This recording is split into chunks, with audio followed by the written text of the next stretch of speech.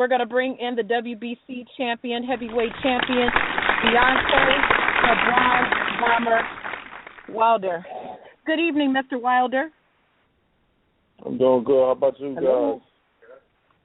We're doing great. You probably don't even remember recording that for us, do you? To be honest, I do not. We have our secret spies that are on the street that just pop up on you at any given time. Don't punch nobody. You got some long arms. Don't hit none of our reporters. But we do thank you for recording it for us. So for those of you just listening in, of course, we're joined by Deontay Wilder, who's going to be talking about his upcoming fight against Artur Szpilka. It's going down in New York. It's a big fight for you guys, big coming out party, fighting in a different location against Artur Szpilka. How are you feeling? We're very, very close to the fight, about 2 weeks away. How are you feeling going into January 16th? I'm feeling amazing. First and foremost, I'd like to tell everybody Happy New Year's. This year is going to be an exciting year for me, a exciting year for the heavyweight division, period. 2016, I'm looking to be the undisputed champion of the world. It's going to be a hell of a year, and it's starting out right here, the first fight with the heavyweights with 2016 with me and Artur Szpilka at the Barclays Center.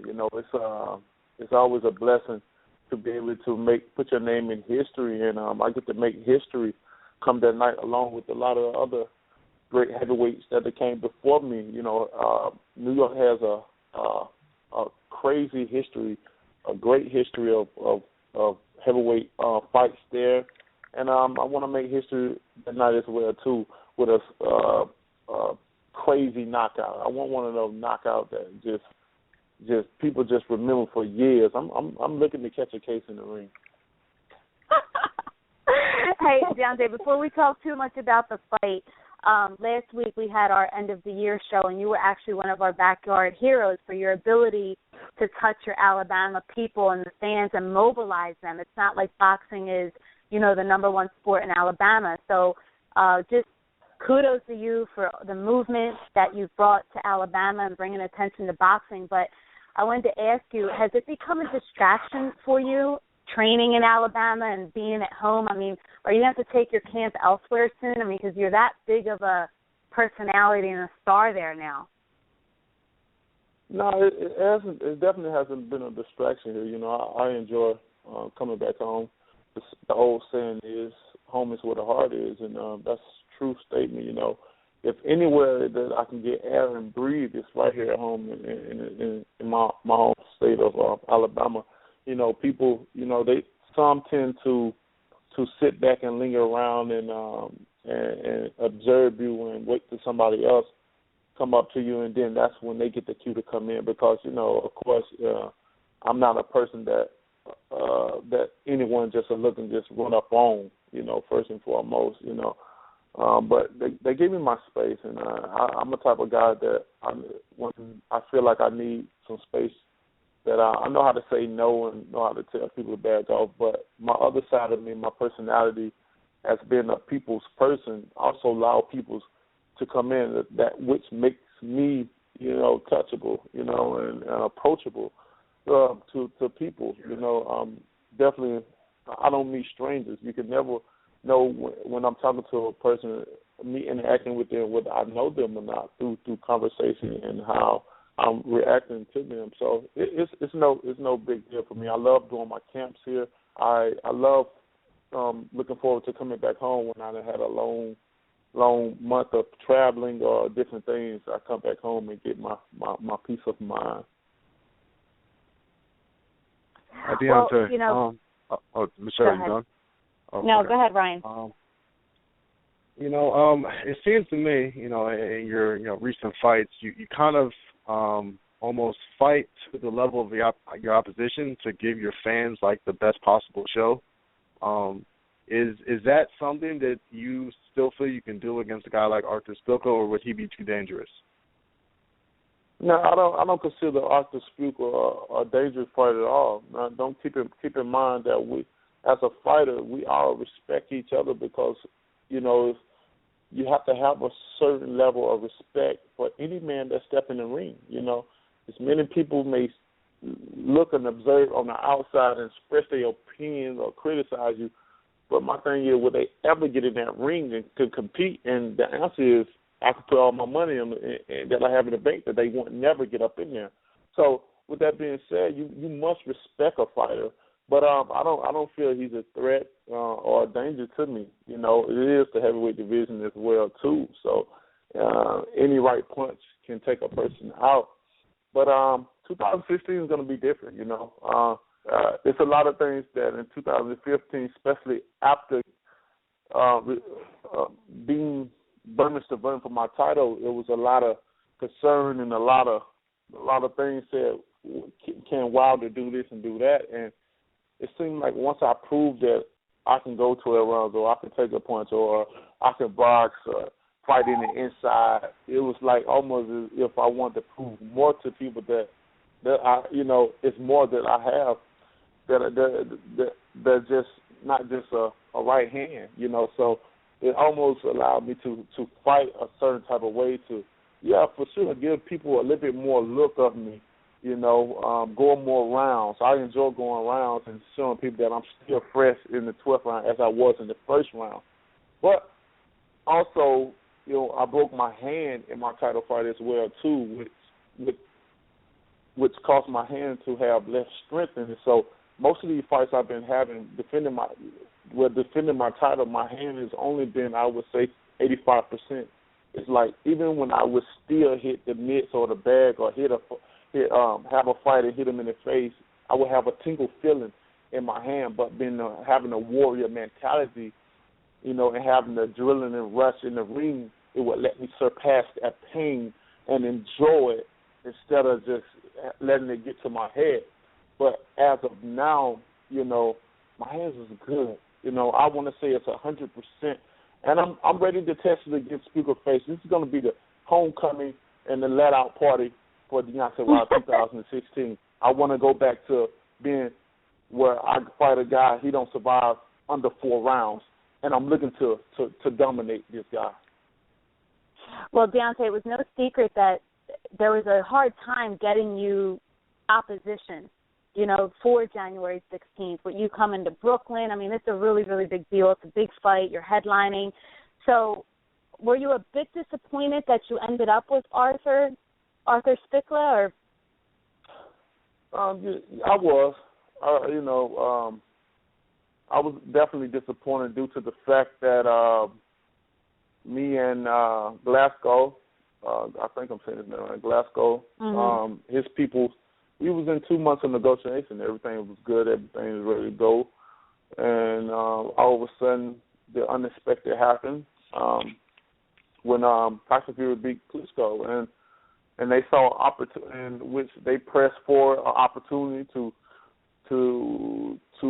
fight for a vacant IBF belt, which was really caused by Captain Duva for the IBF to, pressure Tyson Fury, to fight. And then, 30 days after winning, it's like, let him enjoy it. I mean, you wouldn't have never done, I don't even think the Station Bodies would have ever done a Klitschko like that. It would have pressured him 30 days, all right, you got to make a negotiation. It would have been done. But I don't see why it was done to him, and I don't think that's fair to him. Let him enjoy his win, his victory, and then we come back. I think the only fighter that could have done that and fight and turn back around and do it again is me. I've been doing it for my whole career. I enjoy fighting. I tell people all the time I'm in love with the sport. So, but I was, due to the fact that we've been in negotiations for so long, and all of a sudden they want to take an easier route into becoming a champion, it kind of disappointed me in him. And, it kind of, but it is what it is. Boxing is boxing, and it's full of surprises. Well, I'm glad you were able to explain all of that and break it down because, you didn't cherry pick. It's not like you wanted Szpilka. This is kind of what you had to do, to get the fight in January.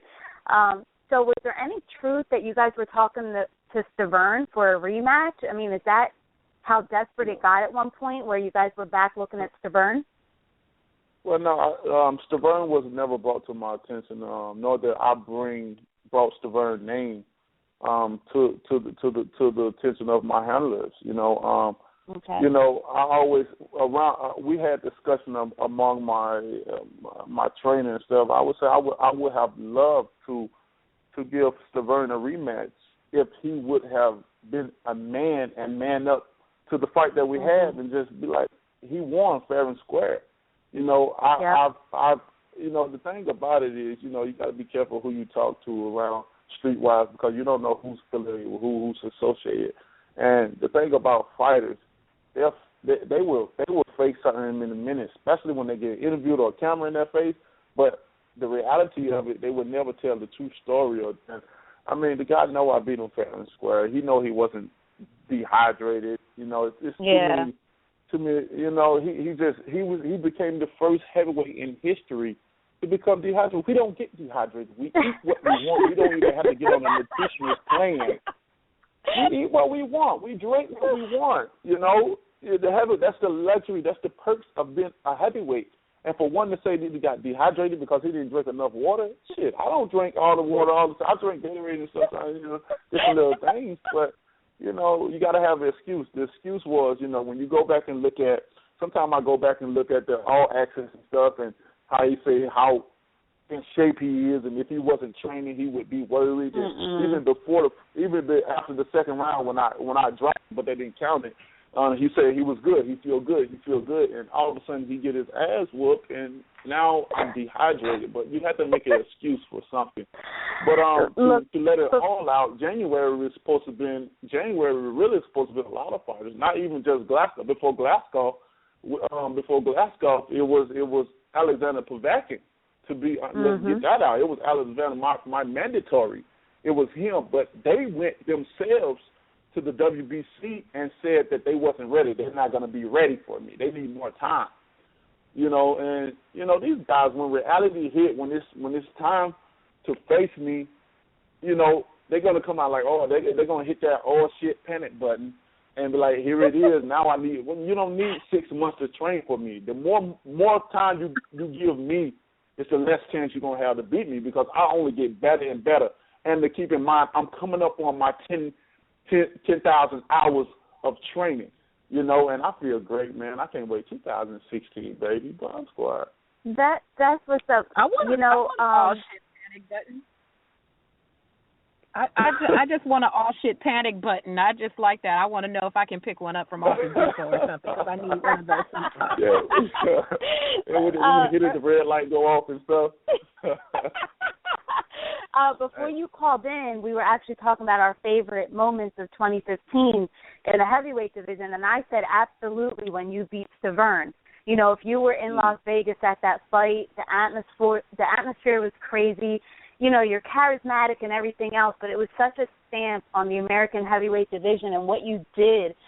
So nobody could deny that. It doesn't matter what Stavern says, what the fans say. You are an American world champion. So what do you think it's going to take for people to actually get up and recognize this as you being the heavyweight champion of the world? That's a great question. That's one of the questions that lingers around all the time. What is it going to take just for American period? Because we live in America. In America, you almost damn near have to already be a superstar for people just to, like, all right, that's when you build from scrap and try to go a safe route, because I'm a nice guy. I want to be nice as possible when I have to be. I never want people to see the bad side of Deontay Wilder because everybody got that pushing point, that bad side. But it almost seems like you have to be the bad guy in America for people to get attention and to follow. You almost have to go out of your character or be ignorant sometimes or do crazy stuff. But that's just not my character. I don't, if it takes the long way to be the good guy, then so be, I'm not in this sport to have fame. I'm not in this sport to where I walk down Manhattan and everybody knows who I am when I need 20 bodyguards. That's just not me. That's not Deontay. That's not who I see myself as. I kind of enjoy being some people, as I, each fight, I'm definitely getting known even more. But I'm kind of good at. I like being if I can go places where a handful of people don't know me or they don't, pay attention to me. It's almost as if I can live my life. I never want to get to the point where I can't go here, I can't walk down the street, I can't go certain places because of who I am and what I do, because of the fame and stuff. I'm in boxing for the legacy of it and to build my legacy and to be the undisputed heavyweight champion of the world. But I do feel that once I become the heavyweight champion of the world and being American, all that stuff going to come in. That's the key. I think that is the true key, to be the undisputed, to have all the belts and only be recognized as one champion once and for all. That kind of That's right. That kind of make the sport go down a little bit when they started bringing all these belts out, because it kind of it confused people. We got a super champion, a regular champion, then an intern champion. Like, there's too many champions. It's too confusing. And boxing alone, the business side of it is alone, it's already confusing. It's confusing to the fighters and sometimes even the people that's involved in boxing. So let alone the people that's outside, that's looking on the outside in. It's such a big confused ball, But I think once that person has obtained all of them, then that's when he become a superstar, especially in America. Because the last person to be the undisputed champion was Lennox Lewis, and that was 1999. So we like 2 decades behind. Hey, Wilder, speaking of, unifying the heavyweight division, on your in your co-feature of the night, it's going to be the vacant IBF heavyweight title fight between Zarek Glaskov and Charles Martin. Since Martin is also with Heyman, should he win, would that fight be very easy to make for you? Most definitely. The plan has always been for me to take over boxing, especially as the wheel turned from the older fighters. And what I mean by older fighters, I mean by Floyd Mayweather, because he was the biggest thing in boxing. As the world turned, we once knew that the heavyweight division was the cream of the crop. So as I developed myself and my skill to come, the tables turn, and now the plan is me to take over as a heavyweight, as an American. So as we both are stablemates, that shouldn't be no problem. That shouldn't be a problem at all if he wins. That shouldn't be a problem at all to make. And like I said before, we got to get them all. How you like your chances in the fight? Who I say is going to win the fight? Yeah, I mean, how do you think he'll do? I'm not sure, man. I really don't know how mentally stable he is. I mean, I know he's excited. I know that he didn't expect this to be coming for him in this time of his career. And when you're fighting for a world title, it is exciting times. It brings a different feeling. It brings different peoples around you as well, too. I guarantee you some people probably tried to reach out to him that has never tried to reach out for him or to his aid at all until he got that belt. It brings different people. It brings good people and it brings bad people. But in all, you got to stay focused when you're trying to get this belt as well, too. So, but, both have strengths and weaknesses, and we're going to see if he's ready or not, I think more people are leaning towards Glaskov than Charles. Yeah, but probably, because he's got the more exposure. He's been in the bigger fights. Correct. But I mean, arguably he's lost 3 fights by now. I mean, eventually his luck has got to run out, right? Definitely, I totally agree with you. He definitely. I got him 3 fight losing as well too. Especially against my bro, my big bro, Malik Scott. That was I don't know what the hell they was looking at in that fight. Somebody's glasses went clean or something. Man, but luck do run out, and on the opposite side, they say three strikes a charm, but on this time around, it's going to be backwards for him if he don't come out and do what he's supposed to do, and Charles come out confident and do what he has to do, and of course, I don't know how Glaskov operates when he's fighting southpaws or whatnot, but You know, it could be a advantage for Charles if he go out and execute the fight like it's supposed to be or follow game plan. But we're going to see on January 16th. It's a great card. It's going to be a lot of fun that night, and I'm looking forward to keeping my title, and I'm looking forward to seeing who's crowned for my other belt, the IBF. Mm-hmm. Deontay, never short on personality as well as punches. We do know this about you, and we know, you got some Twitter fingers too that are pretty active. And so I decided to take a look at your social media today, and you and your cross the pond brethren, Tyson Fury, who's on holiday currently, had some pleasant exchanges with each other. The one that made me kiki the best was, you're a fat porn star that wears no underwear with very hairy chest. Just promise me and the world you will fight me in 2016. I was also thinking, when I whoop your ass, I got a special song to sing to your wife, then dinner and a movie. So, okay. That's you. Not only did you say the man does porn, you calling him Ron Jeremy. Then you said you're going to take his wife for some Netflix and chill. What I want to know is, what are you going to sing if you get when you guys make the fight and you get the victory? What are we going to get? Are we going to get a Hot 16? Are we going to get some Teddy Pendergrass? What are you going to give us? Man, I was looking. When I was writing it, I was.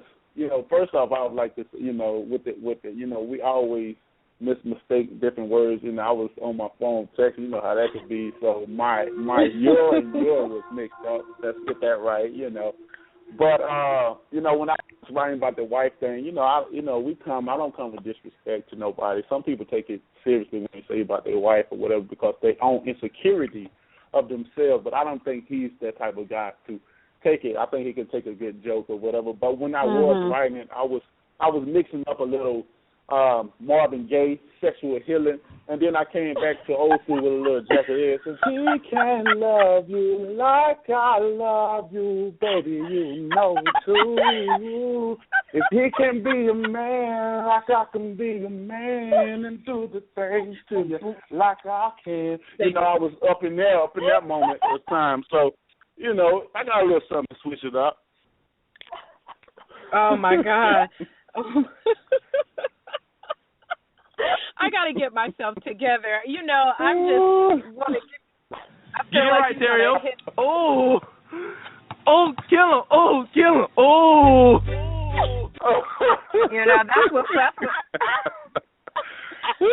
I'm going to play that for you. Yeah, okay.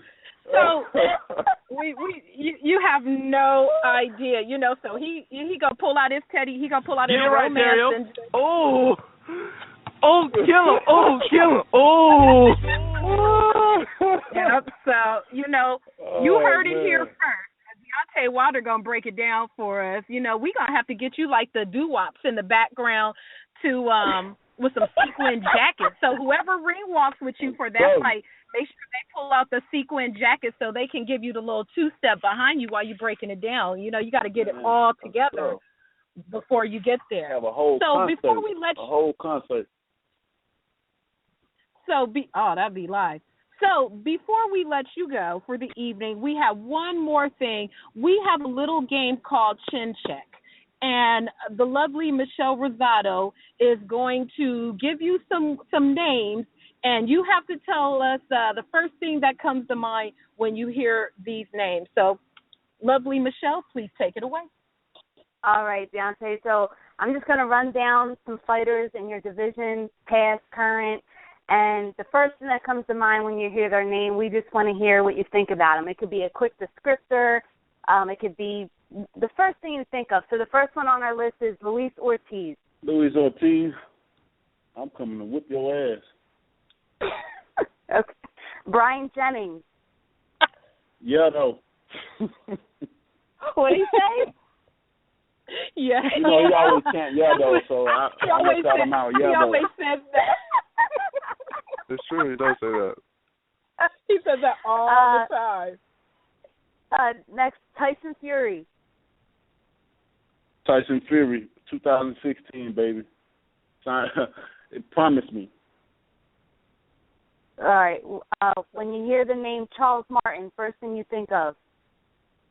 Charles Martin, first thing I think of is good luck. You know, like I said, the heavyweight, when you become a champion, come on. This supposed to it's be a great fun. thing. That's the first. You said the first thing come to mind. You know, that's the first thing that came to mind. You know, like I said, I'm taking all the belts. Period. So, you know, good luck. All right. Is that real good luck, or is that a shady good luck? In one or two words, describe Amir Mansour. Amir Mansour, old, ugly, bald head, and just hungry and just need some money. Wow. that was ruthless. Broke, old, ugly, bald head, and broke. That's a bad combination. Old, ugly, bald head, and broke. Yeah, he gonna have to be. I bet he on back page for real, and he ain't getting nothing. Old, ugly, bald head, and broke. Oh my God. You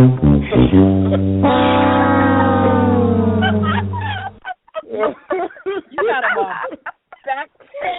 I could barely breathe right now. All right, one or two words. Describe Anthony Joshua. Anthony Joshua, man, a fraud. I think he's a fraud. Woo! I think, you know, England has the best fans in the world that hypes people up. We know that, a.k.a. David Price. You know, but that's a great thing that he have. The England fans, I think I always consider them some of the best fans in the world, and I think he's going to get bust sooner or later, especially when it's come to me. You know, 2016, baby, shout out. I can't wait. One or two words. Lucas Brown. Lucas Brown, you sit his ass down. That rhymes with it too. That rhymes. Lucas Brown, sit your ass down. Looking like James Brown's cousin. No, we call him we call him the animal, the wrestler, the animal. If you look on my Instagram, I did a little thing about him. He got mad too, trying to talk about my legs and shit. I know my legs skinny, man. That ain't nothing. It's strong though. They skinny, but they strong. But I mean, you know. Okay, guys, a couple more here, and then we'll wrap it up. One or two words. Describe Shannon Briggs. Oh my God. I knew his name was coming. I knew his name was coming. Look, man, I ain't got nothing to say, man. I just said enough on here. Why the fuck you lying? Why you always lying? Oh my God. Stop your fucking lying. You don't have nothing to say about Shannon Briggs. That song said it all. He's just a fucking liar. You know, to keep the record, I want to say one thing. You know, he was on TMZ and they asked him about getting caught for steroids, and he lied and said he didn't get caught for steroids, that it was his asthma medicine. And truth be told, he don't know this, though, because asthma is not that strong to be detected as positive for a steroid substance. But he fought one of our guys out of our gym, and my trainer right now, he the one that told him to test him for the steroids. You know, he don't know that, and they came back 100% positive that he was using. So he don't know that though. But why you lying? Boy, you always lying. Why you always lying? Oh my God. Stop your fucking lying. Hey, and another thing, why you think he's so loud? You know, they always say the ones that the loudest is the weakest. But in his case, he's loud because he knows that he. Did I scare you? Did you think it was him? He knows he's loud. He's loud with the chant and all that because he knows he can't get a license to fight in big states. When the last time you seen him fought in a big state, Vegas or New York or anywhere that throws big boxing? Only places he fight is low commission places where they don't do a full physical like MRIs or EKGs. Let's get that. That's facts. Now tell me what fighter.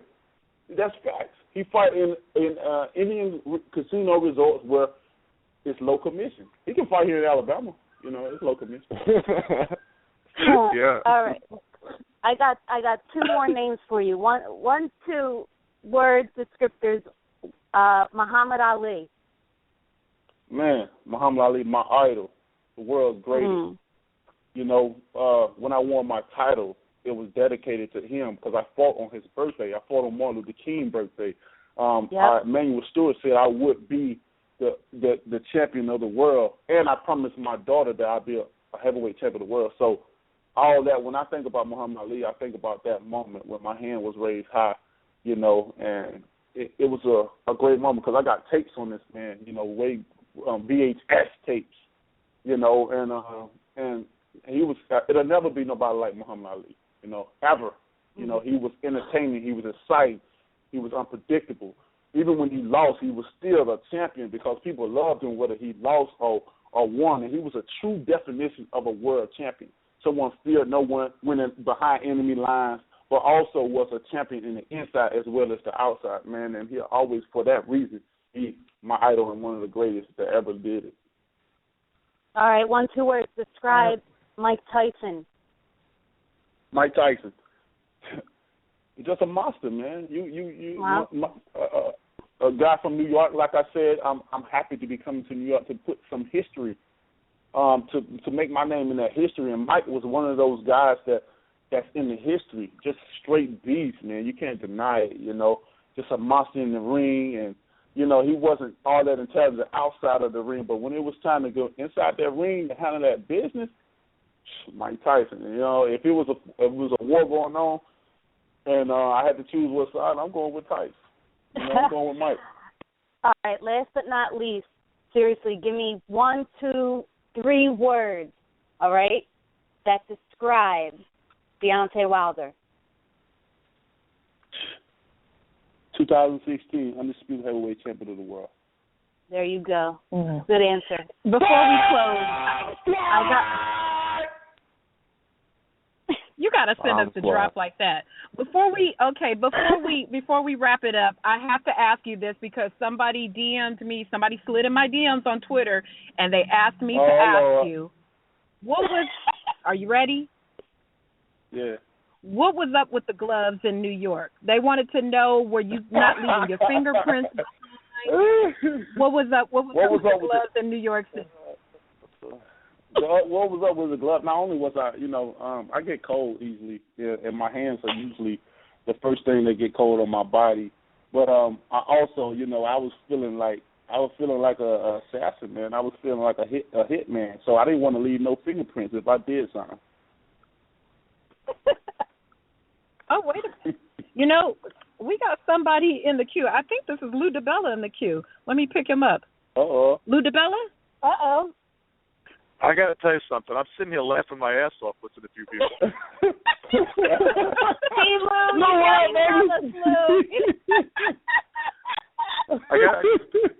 This is definitely one of the funnier interviews I ever heard. Well, you know, we have to share boxing with the masses. You have to have a sense of humor if you watch boxing. Yes. You know, it's a great sport. It's a man's sport. It's a dangerous sport. But, you know, sometimes you got to laugh or you'll cry. So we just bringing the boxing to the people and the people to the boxing with a little bit of laugh. So, you know, I'm glad you're joining us, Lou. But you know what? Like, one of the things that I'm enjoying so much, getting the opportunity to work with this man. And honestly, like, I thank you for that, Deontay, because it's a pleasure. But you got a guy here that is always ready, is always in the gym, is always in shape, likes to fight, knows he's still a work in progress. He's heavyweight champ of the world. This is 4th fight in 12 months. Like, if you're like, you know, you got to love that. But then you can listen to the guy do an interview and laugh your rear end off, and it's a throwback to what we need in the sport, which is, you know, some fun. So I just want to say goodnight to you guys, and I enjoyed listening to the show. So, and I hope to see everybody in Brooklyn next week. Come out to the Barclays Center, watch the champ fight, and have some laughs. Yeah. Too.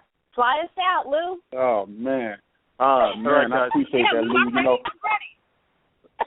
I appreciate, you know, Lou DiBella. Let me tell you something real quick about Lou DiBella. Lou DiBella is one of the greatest dudes I've met. You know, he might not remember this, but years ago I met him when I was in the amateurs. They invited me to a Jermaine Taylor and Corey Spink show, and he's still the same guy, treat me the same way he did when I wasn't nobody until where I am a champion. You know, the same exact way, man. And for that, I'll be ever grateful to him. And it's always a pleasure working with Lou, man. I definitely look up to Lou as a man and stuff, man. So thank you. You're the man now. You're the champ, and you're the same guy you were when you were an amateur. And that's what makes you somebody different, and that's why it's a pleasure to listen to something like this. So good night, Rach and Babe. Good night, Deontay Wilder. Good night. See you guys in Brooklyn next week. All right. Yes, sir. Lou got us. You heard it on the Ruckus. Lou is flying us out. Why the fuck you lying? Why you always lying? Oh my God! Stop fucking lying. All right. Deontay, you gotta just come back and just host the show with us sometime. You know, when you don't have nothing to do, you between fight doing a whole day, just come host the show with us. We just gonna let you run it any way you like. For real, I'm gonna take y'all off whoop on that. You know, I like entertainment. Like y'all said before, if they can't take a joke, then they need to go to bed. You know, what time is it? Over here. Damn right. You know, it's all about life. 2016, man, it's all about enjoying life and being successful. We must cut out all the other stuff and trying to be all hard and hold their chest out, man. We're in one of the greatest countries in the world. At least that's what it's supposed to be, you know. But a lot of us do need reality checks because, you know, all of a sudden that's a whole nother subject, though. But 2016 should be full of laughter, having fun, being successful, living life to the fullest, man. And if anybody can't take a joke, whether it's true or false, the only reason they won't be able to take it because it's true. You know, because a lot of people say a lot of shit about me, you know, that I don't really read, but it get back to me somehow all the time, different times. And I brush it off. I like, okay, because if I know it ain't true, then it ain't reflecting, it ain't referring to me because I know it ain't true. You know, but if it's true, then of course if something's true, it stabs you in the heart. So, you know, I don't worry. So, you know, let's do it. 2016, baby, let's go. Why you be lying? You always lying. All right, Bronze Bomber Deontay Wilder, an absolute pleasure. As funny and great as I knew you would be. Thank you so much for joining us. Go on, take your ass to bed because you got to get up in the morning and train. You ain't lying. Y'all have a great night. Again, Happy New Year's. Happy New Year. Valentine's Day is the next holiday, and you know, if everybody's still together, you know how folks be trying to break up with people during the holidays and until after Thanksgiving, then they want to get back. So, you know, all the people that still together at this time, man, shout out to y'all guys, man, and Happy New Year's and a much success life in 2016, baby. I'm out. God bless. Peace. I love you guys. God bless you. Happy New Year. Peace out. Adios.